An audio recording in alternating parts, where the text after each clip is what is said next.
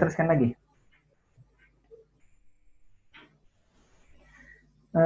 Mungkin kalau yang kaitannya dengan kalibrasi tadi ya, timbangan itu lebih mudah dipahami. Tapi kalau yang kalibrasi kamera ini mungkin masih jarang dan bisa jadi belum pernah ada yang melakukan sebelumnya di tempat kita ya. Dan ini juga saya dulu sempat belajar lama, mungkin sekitar 6 bulan proses belajar mengalibrasi ini. Jadi tadi sudah saya sampaikan apa itu proses kalibrasi ya, sudah disinggung sedikit. Artinya kalau misalkan itu merupakan alat ukur, maka sebelum dia dipastikan benar hasil pengukurannya, maka alat itu harus dikalibrasi. Nah, sama seperti kami dulu juga waktu sekolah di STM ya, atau di SMK itu, maka untuk mengukur misalkan tegangan atau besaran tegangan, besaran arus gitu ya, kemudian besaran resistansi dari sebuah komponen elektronika, maka perlu dikalibrasi alatnya. Namanya dulu kan ada ohmmeter, ada ampermeter, atau orang pasaran menyebutnya multimeter seperti itu. Mungkin ada yang pernah lihat ya. Tapi kalau kawan-kawan yang berkecimpung di situ, atau kawan-kawan yang lulusan dari SMK Telkom, saya kira itu juga sudah jadi barang yang tidak asing lagi seperti itu. Baik, coba kita lihat lagi. Nah, kalau di sini di proses kalibrasi kamera, maka kita perlu melihat atau mencari tahu parameter-parameter apa saja yang dimiliki oleh sebuah kamera, sehingga nanti parameter-parameter itu kita gunakan untuk keperluan entah memperbaiki proses nanti pengukuran, entah nanti memastikan bahwa gambarnya tidak menggok kanan kiri atau berputar gitu ya. Nah, itu yang perlu dipastikan. Nah, artinya gini, kalau misalkan nanti ada sebuah kamera stereo gitu ya, dan itu kita anggap sebagai atau sebuah seperti sebuah alat dan mirip seperti mata kita, maka kalau kita tutup sebelah mata kanan, kemudian kita melihat objek tertentu, kemudian kita ganti dengan melihat objek yang sama dan kita tutup mata kiri, maka itu akan seolah-olah terlihat bahwa objek itu bergeser antara maksudnya bergeser pada sumbu horizontalnya. Jadi seolah-olah objek itu bergeser. Padahal sebenarnya objek itu berada pada posisi yang sama. Tapi karena memang dilihat dari posisi atau sudut yang berbeda antara kanan dan kiri, maka seolah-olah objek itu bergeser antara di sumbu horizontalnya. Nah, itu juga nanti yang dilakukan oleh kita di proses pengukuran jarak menggunakan kamera stereo ini. Karenanya untuk memastikan bahwa posisi objek itu benar-benar pada posisi yang sama antara kanan dan kiri, maka kamera itu perlu kita lihat apakah dia ternyata kamera kanan itu misalkan ya agak berputar atau miring sedikit sekian derajat, kemudian apakah ada efek istilah kalau di kamera itu fish eye gitu ya, kayak lengkungan lensa gitu. Ini karena kalau kawan-kawan yang di fotografi itu biasanya tahu tuh apa itu lensa fish eye, apa itu lensa wide angle gitu ya, apa itu lensa makro misalkan. Nah, saya tidak terlalu hafal, tapi kurang lebih demikian ya.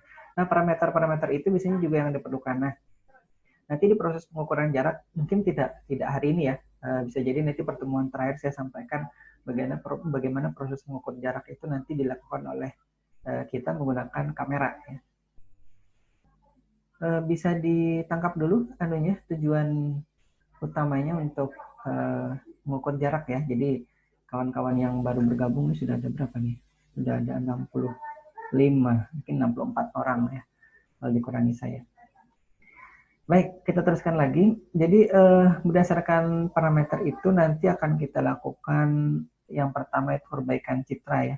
Jadi ada yang namanya lens distortion. Jadi kalau tadi sekali lagi kalau misalkan ada yang biasa menggunakan action cam gitu ya, maka action cam itu biasanya akan menimbulkan efek fish eye atau seperti melengkung gitu ya, seperti fish eye itu mata ikan gitu ya. Jadi seolah-olah kalau dilihat di hasil cetakannya atau hasil jepretannya, foto atau video yang kita ambil itu nanti akan sedikit melengkung di bagian pojok-pojoknya di keempat sisinya, di keempat pojok, jadi pojok kanan atas dan seterusnya ada 4 pojok itu.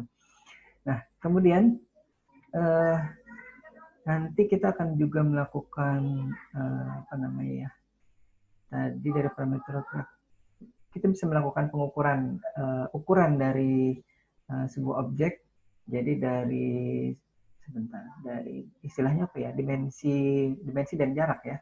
Kalau ukuran itu, jadi ukuran itu kan dari panjang, lebar, dan mungkin bisa jadi kalau 3 dimensi itu ada tingginya gitu ya, atau kedalamannya. Nah, tapi nanti akan kita bahas dulu, bisa jadi di mata kuliah ini sampai dengan proses pengukuran jaraknya. Jadi karena sekali lagi di SAP atau di kurikulum kita itu untuk mata kuliah ini perlu disampaikan yang kaitan dengan apa namanya, computer vision ya. Nah, jadi saya pun di beberapa pertemuan terakhir ini menyampaikan kaitannya dengan hal tersebut. Nah, dulu waktu saya menggunakan ini juga untuk mengukur jarak, ternyata tidak hanya jarak yang bisa dideteksi ya atau diukur, tapi posisi relatifnya pun terhadap kamera itu bisa ditentukan nanti atau dilihat gitu dengan hasil pengukuran jaraknya tadi. Kurang lebih seperti itu ya yang kita bisa lakukan kalau kita sudah melakukan kalibrasi ini. Dan mungkin pertanyaannya bagaimana ya mengalibrasi kamera itu, karena memang tidak umum, mungkin umum ya kalau dilihat di Google mungkin ada yang nanti penasaran itu bisa dilihat di Google kamera calibration itu seperti apa. Nah, mungkin pertanyaan yang berikutnya tadi sudah bagaimana, kemudian kira-kira tools apa yang digunakan gitu ya. Karena kalau misalkan mengukur atau mengalibrasi tadi mesin di pom bensin atau di stasiun pengisian bahan bakar, maka kita perlu mempunyai seperti gelas takar gitu ya. Jadi gelas takar yang ada nanti indikasi atau indikator yang memberikan informasi, oh ini levelnya dari 1 liter, kemudian 0,9 liter, 0,8 liter, dan seterusnya, sampai ketelitian atau tertentu ya, sehingga kalau misalkan ternyata kurangnya hanya 0,1 liter, itu juga terlihat, atau 0,05 liter itu terlihat di situ. Nah, kemudian kalau misalkan rekan-rekan sekalian itu telusuri di internet, maka sekali lagi akan banyak sekali tools atau program atau misalkan cara untuk mengalibrasi ini. Tapi menurut pengalaman saya dulu ya, tahun 2000 berapa, 2015 atau 2016 itu, banyak teori itu tidak semuanya bisa dilakukan, terutama oleh saya, karena memang keterbatasan saya dalam memahami teori atau metode atau cara yang mereka sampaikan di internet sana. Jadi saya coba, oh yang ini tidak bisa, yang ini tidak bisa, yang ini tidak bisa. Akhirnya saya menemukan tools yang rasanya cocok ya, kalau istilah kita itu relatif mudah untuk digunakan gitu. Dan saya temukan tahun 2015 itu dari, saya tidak tahu persis bacanya nih, Zen-Ives Bucket gitu ya, Bucket nih, bacanya kurang lebih seperti itu. Ini yang saya gunakan waktu itu untuk keperluan mengalibrasi kameranya. Jadi setelah saya coba dan saya coba implementasikan dan coba praktekkan gitu ya, ini yang paling cocok gitu. Dan setelah dikalibrasi pun parameter-parameter yang didapat itu bisa apa namanya digunakan untuk keperluan saya, terutama untuk mengukur jarak objek ya waktu itu. Nah, ini saya perlihatkan atau saya sampaikan juga sumbernya, nanti kawan-kawan atau rekan-rekan bisa akses ke situ untuk nanti juga apa namanya bisa dilakukan ya kalau memang ada yang berniat melakukan kalibrasi kameranya. Jadi kamera yang di apa namanya di laptopnya itu juga bisa dikalibrasi ya, tapi memang untuk mengukur jarak menggunakan kamera mono itu tidak terlalu bagus sebenarnya, tapi bisa. Karena waktu dulu juga saya sempat aplikasi tahun berapa ya, saya mungkin 2017 atau 18 itu. Itu nanti kalau ada yang penasaran, ada yang saya mengukur jarak itu berdasarkan ukuran blok warnanya. Jadi nanti mungkin bisa dilihat oleh kawan-kawan. Di saya menunjukkan ada apa namanya koneksi yang lemah. Masih bisa didengar suara saya kira-kira? Mohon maaf. Zul? Masih, Pak. Masih, Pak.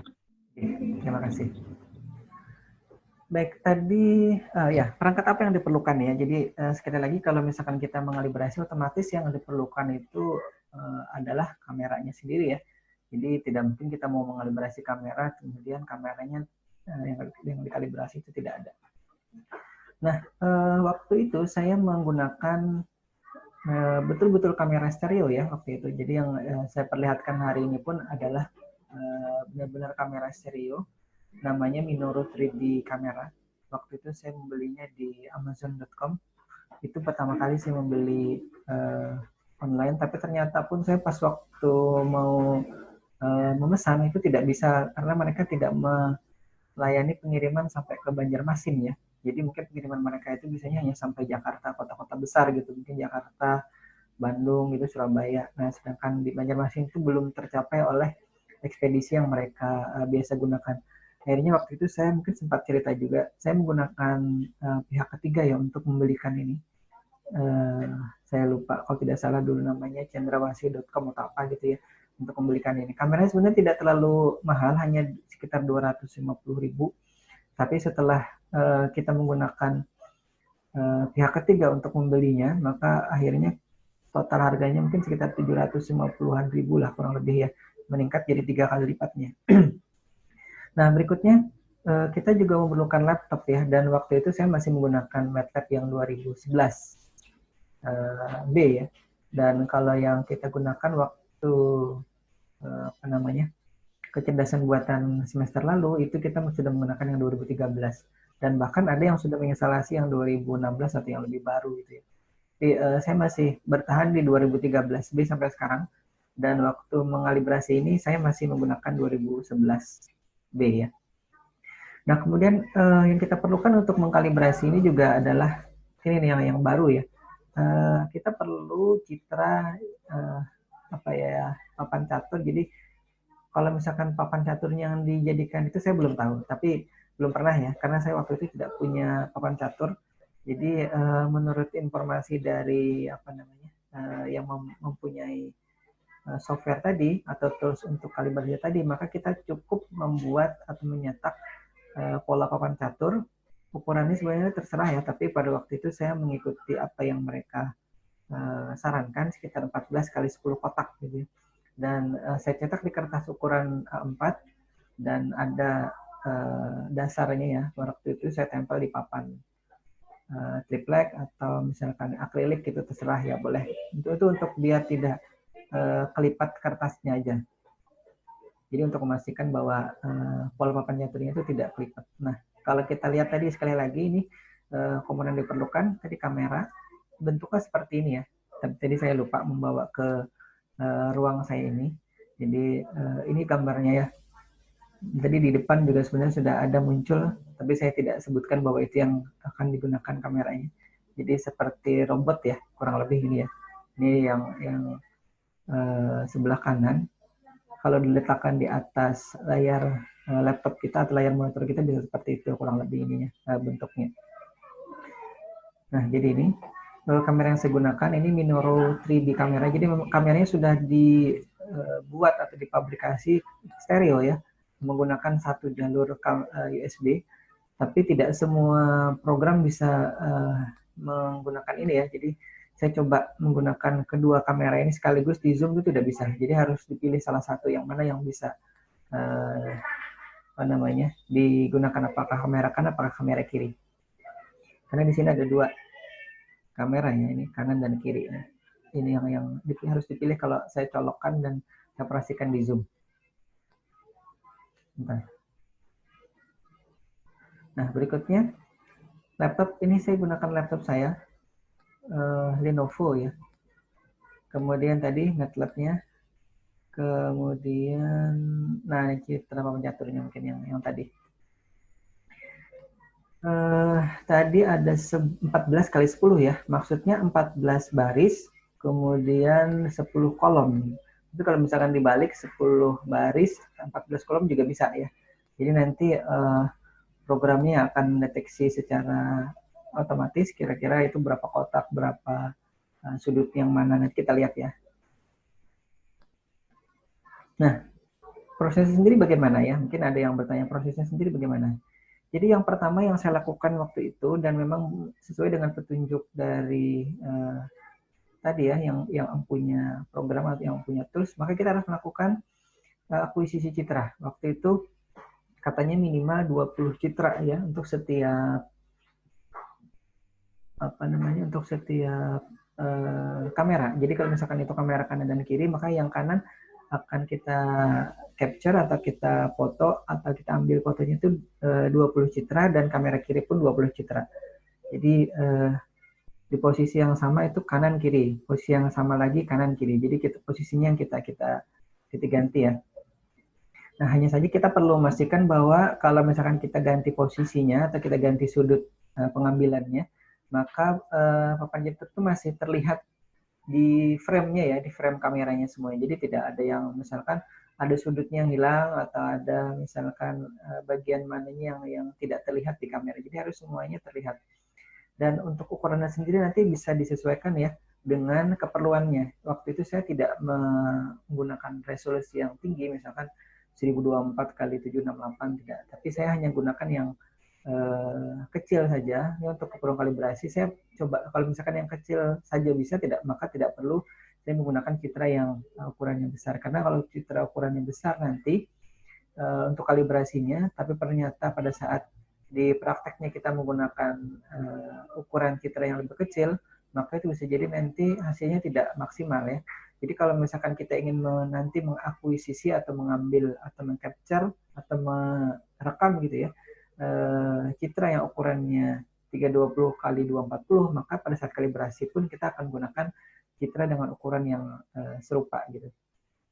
Nah, biasanya saya juga menyimpan ini waktu itu dengan beberapa nama ya. Jadi saya beri nama catur kanan 1, catur kanan 2, sampai catur kanan 20. Begitu pula yang kiri. Dan tipe filenya itu tidak JPEG, tidak PNG, tapi TIFF. Mungkin ini agak tidak umum gitu ya.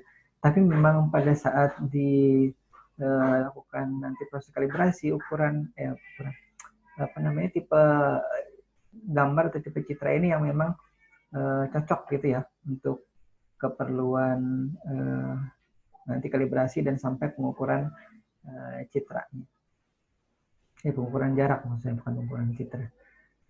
Nah, kita mulai dengan proses kalibrasi ya. Jadi yang pertama itu kita kalau sudah diunduh ya, atau sudah di-download aplikasinya, maka kita perlu mengopikannya ke folder toolbox. Ini agak rewel juga nih. Jadi harus kita cari toolbox-nya si MATLAB itu ada di mana foldernya, maka kita kopikan.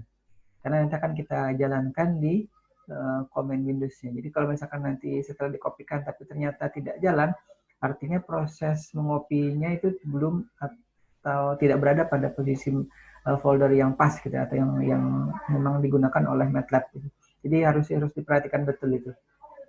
Nanti mungkin bisa dilihat ya di folder instalasi MATLAB-nya itu, kemudian dicari toolbox-nya ada di mana. Ya, sebentar. Suara yang terdengar. Sudah ya.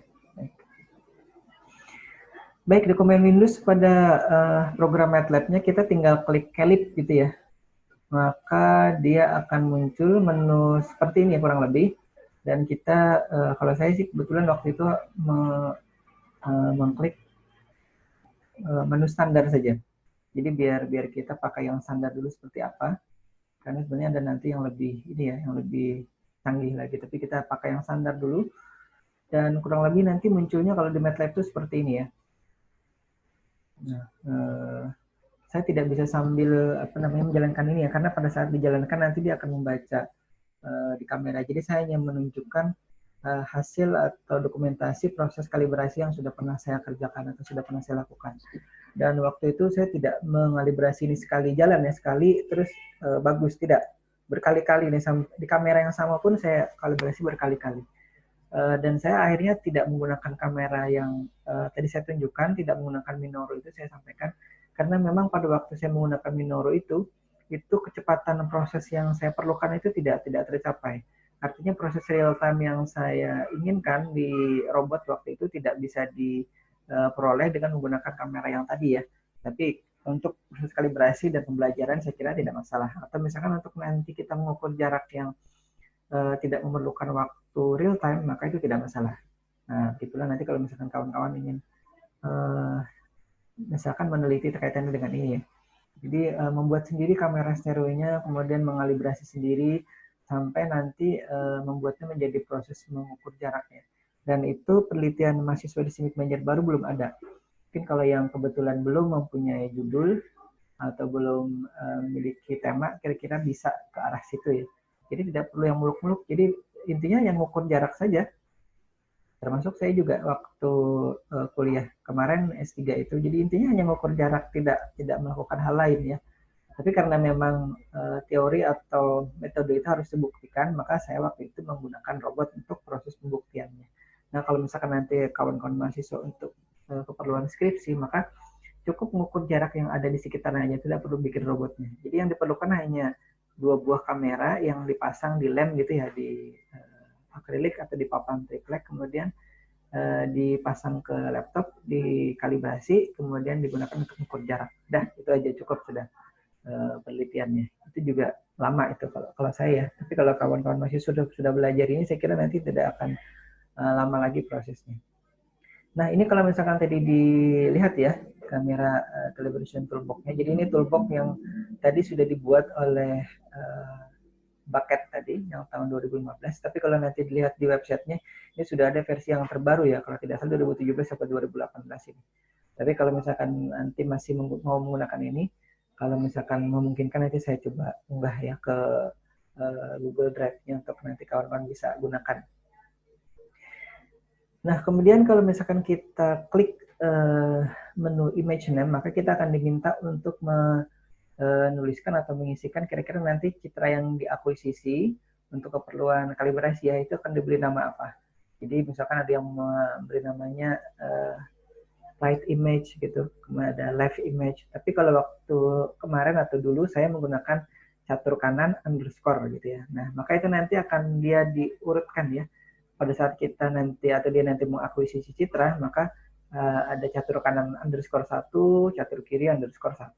Kemudian ada catur kanan underscore 2 dan seterusnya sampai catur kanan underscore 20 dan catur kiri underscore 20. Dia akan mengakuisisi sebanyak 20 ya. Nah, kemudian setelah kita tentukan nama filenya, kita akan membaca citranya. Di sini artinya kita mengakuisisi ya. Bahasa image processing atau video processingnya atau computer visionnya akuisisi ya. Akuisisi itu mengambil, mengcapture, tapi bahasa resminya akuisisi. Nah, kemudian kalau sudah dibaca ini ya, nanti ada 20 yang diminta dibaca. Ini misalkan ini hasil dari kamera kiri gitu ya, ada 20 citra. Kamera itu akan citranya itu akan dimuat ke memori biasanya. Makanya waktu dulu itu pembimbing saya menanyakan memori laptopku berapa. Saya sampaikan ke beliau ini ada 8 GB Pak. Memori sudah cukup berarti. Karena untuk keperluan ini dia akan meloadnya ke memori. Semakin besar ukuran citranya maka akan semakin banyak pula memori atau RAM gitu ya yang digunakan. Memori di sini maksudnya adalah RAM-nya, RAM. Nah, kemudian dia akan melakukan proses ekstraksi apa sih namanya di sini ya? Corner grid gitu ya. Jadi ada namanya corner grid atau sudut di pada masing-masing grid, pada masing-masing kotak caturnya itu putih hitamnya itu ya. Dia akan mencoba mengekstraksinya dan di situ coba sambil diperhatikan ya ada sumbu X dan Y itu ada titik nolnya, maka itu yang oleh software atau tools kalibrasi ini lakukan ya.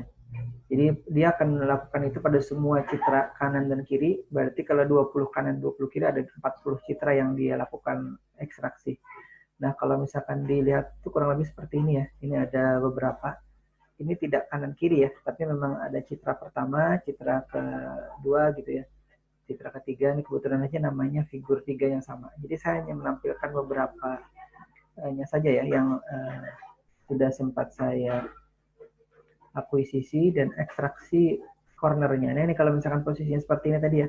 Ini tadi yang disampaikan walaupun posisinya mungkin dibaringkan seperti ini, tapi pada saat di kamera itu terlihat semuanya kotak-kotaknya. Nah, ini untuk nanti memastikan bahwa toolbox-nya bisa berfungsi dan bisa melihat citranya ya. Nah, tadi. Nah, ini ada lagi, jadi ada 6 ya, 6 contoh nih kayaknya.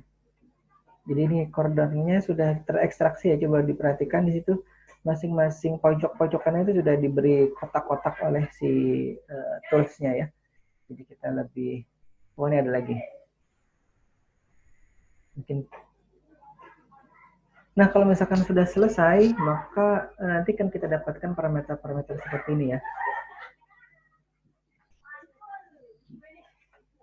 Sebentar ya.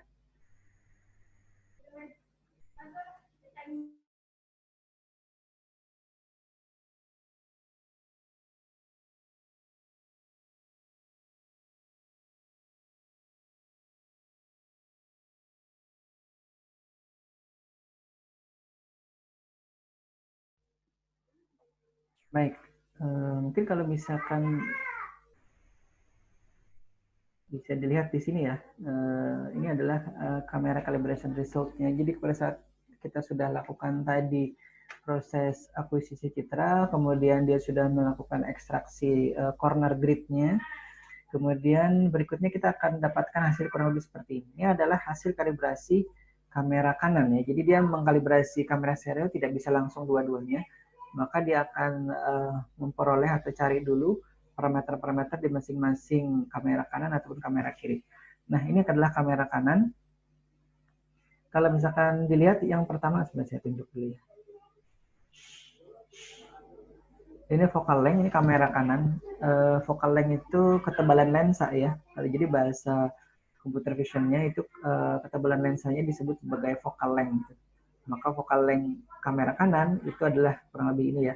Jadi dia kita bisa lihat di situ antara 446 sampai 445,5 sekian sampai 446,4 sekian pixel ya. Jadi satuannya pixel di sini.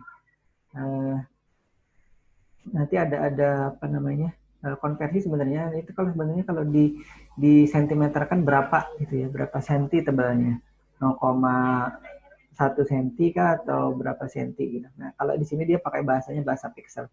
Jadi kurang lebih sekian, ini katanya kurang lebih, ini plus minus ya, plus minus itu maksudnya dari 445 ini plus minusnya 2, kurang lebih 2 pixel gitu ya, selisihnya dari apa yang diperoleh oleh aplikasi atau tools ini. Kemudian ada lagi yang namanya principal point nih, jadi disebut sebagai sisi right. Nanti apa itu principal point nanti kita berikutnya saja ya.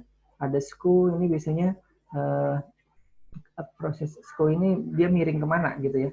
Jadi alpha C right untuk kamera kanannya kurang lebih sekian. Nah, kalau misalkan di sini 0, maka dalam artian bahwa dia tidak dalam kondisi miring gitu ya ininya, apa namanya, kameranya.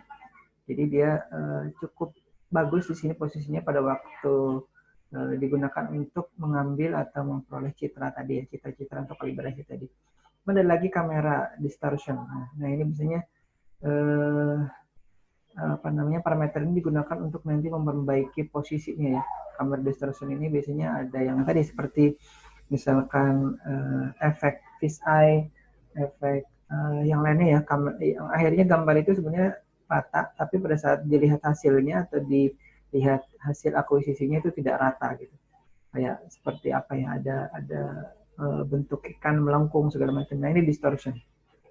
Nah pixel errornya juga ada di sini. Ini sudah ditunjukkan angkanya 0,36 dan atau sampai 0,40 gitu. Nah ini hasil kalibrasi yang pertama ya. Nah, jadi kalau di sini tulisannya the numerical error are approximately 3 times, jadi 3 kali katanya dari standar deviasinya. Nah,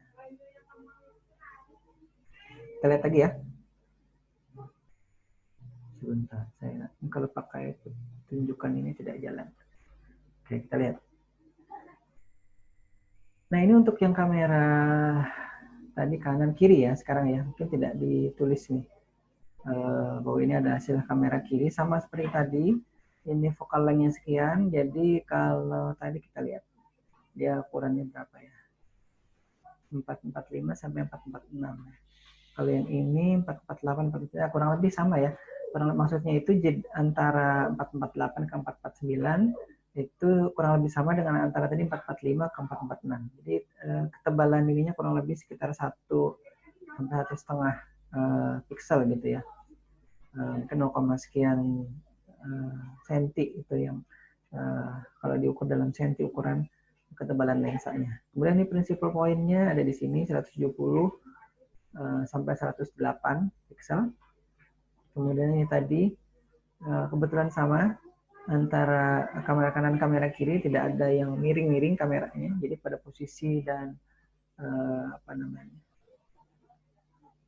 posisi horizontalnya sama ya, tidak dia nanti lebih tinggi yang bagian sebelah mananya, itu tidak. Kemudian ini kamera distortionnya juga sudah didapatkan, pixel error-nya juga sudah didapatkan kurang lebih sekian, jadi sama ya ini nilainya. Nah, hasil kamera yang kanan itu disimpan biasanya, waktu itu saya simpan dengan Calib Result Right.mat. Nah, sama seperti misalkan dulu atau sebelumnya semester yang lalu ya, kita menyimpan hasil latihan dari neural network atau JST yang kita sudah buat, kemudian kita simpan dalam bentuk FileMat. Karena FileMat ini nanti yang kita gunakan untuk proses berikutnya ya. Nah, ini sama juga seperti itu. Untuk hasil kalibrasi kameranya ini kita simpan dengan Calib Result Right.mat. Ini untuk hasil kalibrasi dari kamera kanan. Nanti saya juga waktu dulu untuk mengukur jarak objek itu menggunakan kamera stereo, maka nanti Calib Result baik itu kanan kiri atau yang stereonya itu di-load lagi di program yang kita gunakan untuk mengukur jarak ya. Jadi di load ya, kalau kita dulu waktu menggunakan MATLAB kan pakai perintah load dimuat gitu. Nah, begitu pula yang kiri ya, kita simpan juga dengan nama yang serupa tapi dengan nama yang berbeda ini. Calib Result Lab untuk yang kamera kiri ya. Nah, berikutnya karena ini adalah kamera stereo, maka kita perlu teruskan sampai proses pengalibrasian kamera stereo ini. Jadi yang di toolbox tadi itu ada juga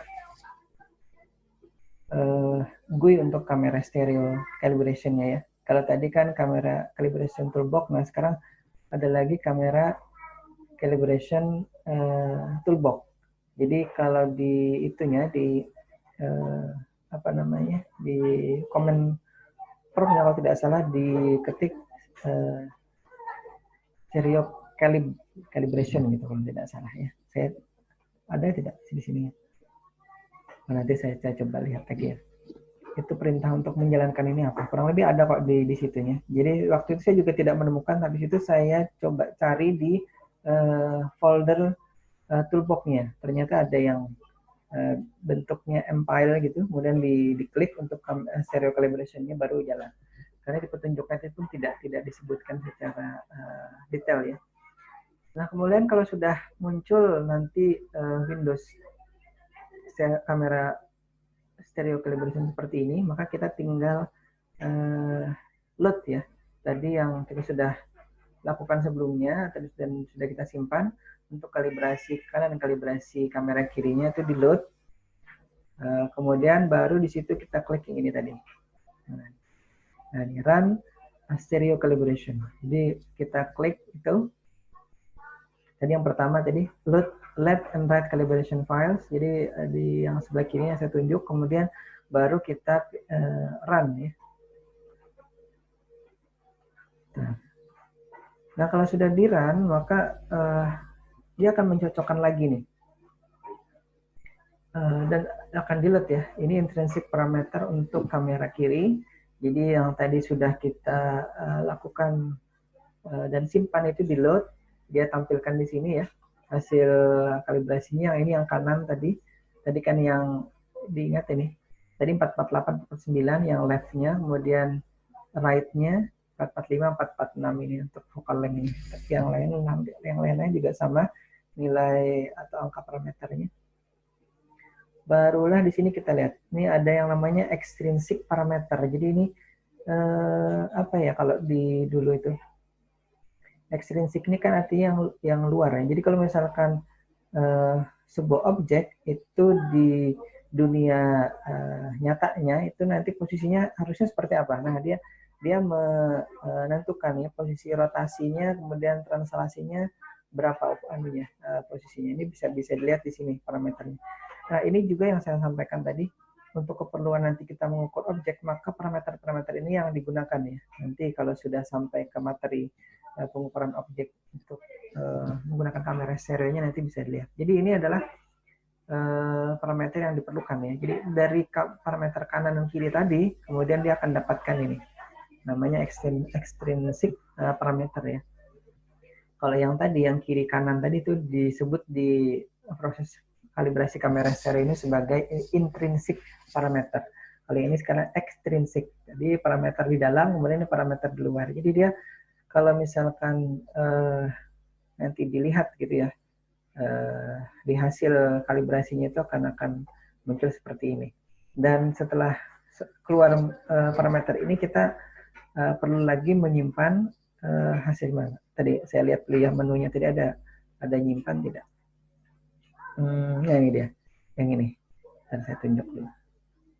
Jadi setelah keluar tadi parameter-parameter tadi, maka kita nih perlu menyimpan, kita perlu menekan save stereo calibration result-nya ya. Nah, ini. Nah, ini ya. Kita simpan dengan calib result underscore stereo.net. Sama seperti tadi. Nah, mungkin kalau yang kemarin atau sebelumnya sudah ikut seminar yang tanggal 11, atau dulu sempat saya sampaikan sekilas gitu ya, maka yang perlu kita lakukan untuk proses berikutnya adalah kita melakukan rektifikasi ya. Jadi sebelum citra itu kita gunakan untuk nanti proses pengukuran jarak, maka kita perlu pastikan titik di citra yang sama itu adalah berada pada posisi yang sama. Coba perhatikan gambar atas dan gambar bawah gitu ya. Ini hasil akuisisi citra yang belum direktifikasi. Mungkin nanti rekan-rekan bisa simpulkan sendiri ya, apa arti rektifikasi. Coba dilihat. Ini sebenarnya hasil kamera kanan, kamera kiri ya. Jadi kalau citra ini dilihat dari kamera kiri, yang ini dari kamera kanan, ini saya tunjuk. Ini kanan, ini kiri. Sebenarnya citranya sama, tapi dengan sudut penglihatan berbeda. Dan kalau misalkan tadi saya sampaikan, untuk itu bisa kita ukur jaraknya, maka posisi dari misalkan ada foto kepala saya gitu ya, maka ujung rambut saya itu di citra kanan, citra kiri harus sama posisinya. Nah, sedangkan ini kan misalkan kita lihat pojok dari papan catur yang paling atas kiri nih ya, itu posisinya kalau kita tarik garis lurus, itu tidak sama posisinya. Nah, proses rektifikasi tadi ya, dengan parameter-parameter tadi, yang posisi extrinsic parameter tadi, dia akan melakukan proses rektifikasi namanya. Jadi kalau dilihat hasilnya kurang lebih seperti ini ya, setelah diproses rektifikasi, maka citra tadi akan diputar dan digeser. Nah, kalau misalkan dilihat dari perbandingannya ya, dari atas dan bawah ini, maka akan terlihat nih, ada bagian yang kosong nih ya dari sini ya, dari citra yang sudah dilakukan rektifikasi atau rectification proses. Dan kalau misalkan kita tarik garis lurus nih, saya tarik mungkin kelihatan sedikit ya garis warna merah di sini, maka citra ini ujung-ujung tertentu ya yang penting-penting ya. Kalau misalkan ini saya tidak tarik semua garis. Jadi misalkan ini tadi pojok kiri atas dari papan citranya akan sama antara yang kiri dengan yang kanan sekarang. Tidak lagi berbeda. Posisinya sama. Nah, ini jadi sebenarnya kalau mata kita itu melihat posisi itu kan di posisi horizontal yang sama, tapi dengan sudut yang berbeda itu. Nah, ini dia. Ini yang dikatakan rektifikasi. Jadi kalau boleh kita definisikan proses rektifikasi itu adalah proses penyamaan posisi horizontal dari titik-titik penting dari sebuah citra kanan dan kiri. Jadi kurang lebih seperti itu ya pengertian yang mungkin saya bisa dapatkan dari apa yang terjadi di proses ini. Jadi mungkin kawan-kawan nanti yang masih penasaran proses seperti apa, kurang lebih seperti ini. Atas belum direktifikasi ya, kanan kirinya, bawah itu sudah direktifikasi. Nah, proses ini pula yang saya lakukan. Nah, waktu saya melakukan penelitian, saya melakukan proses rektifikasi ini yang agak lama juga ya waktunya. Karena rata-rata saya biasanya bisa 3-4 bulan atau bahkan lebih gitu mencari coding programnya untuk, karena tadi kan parameternya sudah didapat, tapi yang jadi masalah mengimplementasikan di program MATLAB yang tidak bisa serta-merta langsung terus parameternya diapakan gitu pertanyaan saya waktu itu kan. Saya sudah dapat nih vokal lengthnya sekian, principal point-nya sekian, di apa namanya, extrinsic parameternya dapat, kemudian nanti tadi rotasinya, translasinya dapat. Tapi terus diapakan? Parameternya saya taruh atau saya letakkan di mana gitu kan di Citra. Nah, pantesan waktu saya masih kuliah itu ya, di awal-awal masih teori, itu ada dosen saya, namanya Pak Soeharto waktu itu. Beliau mengajari saya ini, coba ini Citra ditranslasi, dirotasi, translasi itu dipindah gitu ya, maksudnya digeser kanan, kiri, kemudian dirotasi, diputar sekian derajat. Ternyata gunanya pada saat saya sudah melakukan penelitian, beliau sudah mengajari itu di awal gitu ya, walaupun beliau belum tahu penelitian saya itu arahnya kemana gitu. Tapi ternyata pada saat saya sudah melakukan penelitian, saya baru sadar, oh ternyata ini yang dulu oleh beliau itu ajarkan. Jadi modelnya di UGM itu ya, mahasiswa itu tidak diajari klasikal. Jadi mahasiswa itu disuruh mengerjakan sendiri, mencoba sendiri, disuruh modding sendiri, nanti laporan gitu, seperti itu modelnya. Untuk ya, untuk yang bukan S1, yang oleh S1 masih klasikal seperti kita sekarang. Walaupun sekarang online gitu ya. Mungkin sedikit tadi itu ya, hal yang sudah terjadi. Nah, ini contoh berikutnya untuk kaitannya dengan proses rektifikasi ya. Jadi ini saya coba perlihatkan lagi contohnya kalau antara Citra yang di atas ini dengan Citra yang di bawahnya. Ini yang sudah terrektifikasi dan yang belum. Ini yang belum, ini yang sudah. Jadi pada kasus ini oleh MATLAB ternyata yang disesuaikan itu tidak keduanya, tapi hanya salah satunya. Jadi kalau misalkan kanannya itu dianggap sebagai acuannya ya, yang kiri yang mereka putar atau mereka geser atau tools ini lakukan rektifikasi tadi ya.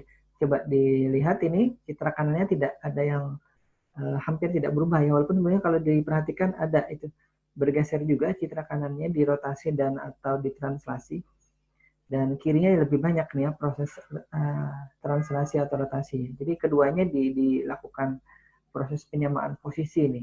Dan sekali lagi ini bukan saya yang melakukannya, tapi karena kita menggunakan toolbox itu, dari toolbox itu yang mereka sudah lakukan proses ini. Jadi nanti mereka simpan lagi. Tadi ya, pertama kita simpan akuisisi Citranya 20 kanan, 20 kiri. Kemudian kita simpan parameter hasil Citra kanan, Citra kiri kalibrasinya. Kemudian hasil kalibrasi stereonya juga disimpan. Terakhir yang mereka simpan juga adalah hasil Citra rectified image-nya ini. Jadi kamera bukan, citra-citra yang sudah terrektifikasi juga akan disimpan.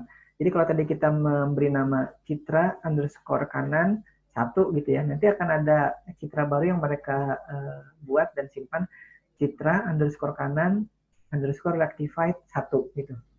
Jadi maksudnya sudah terrektifikasi, rectified. Nah, ini contohnya ya tadi ya. Jadi sudah ada 2 contoh.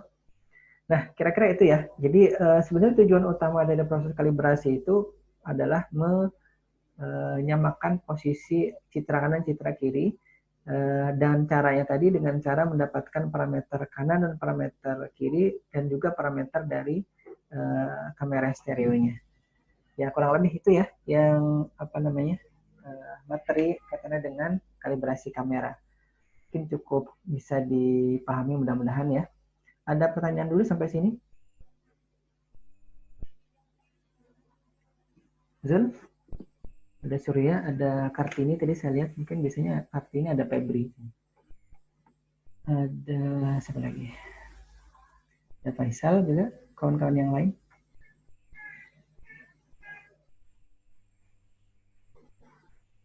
Mungkin ada yang mau didiskusikan? Sekali lagi mohon maaf tadi ya, karena saya harus menunggu dulu dari statementnya baru sebagai hostnya. Tadi katanya tadi Pak Akbar di kampus mati atau lagi ada penyalaan bergilir ya. Jadi ada tadi terhambat sedikit beberapa menit. Saya harus menelpon beliau untuk memastikan bahwa saya dijadikan co-host. Karena kalau tidak, sharing screen-nya mungkin diizinkan, tapi record-nya yang saya tidak bisa. Baik, kalau tidak ada, saya kira saya cukupkan dulu ya, karena masih ada kelas jam 9. Jadi ini sudah jam 8.58 menit. Kita sudah lewat, tapi karena tadi kita juga mulainya agak mundur, jadi tidak masalah ya. Baik,